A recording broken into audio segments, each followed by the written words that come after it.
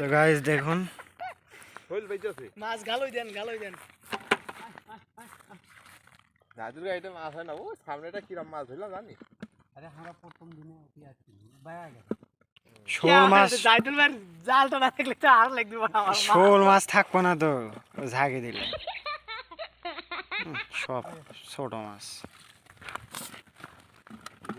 তো গাইস দেখুন এগুলো হচ্ছে পুঁটি মাছ। তো আমরা পেলে পুঁটি মাছ খাই না, আমরা খালি বড় বড় গুলো ধরবো। এখন বাংলাদেশের মানুষ পালে তো একদম বোরিং করে খাওয়া দিলে। হ্যালো প্রতিবন্ধী ভালানি লাস্টে হলো কি করবা জানো, লাস্টে যে দেখুন লাইন এখন আমরা যাব সামনে। তো দেখতেছেন এর পুরোটাই ধান ক্ষেত, মালয়েশিয়া ধান ক্ষেত, বাংলাদেশের মতো।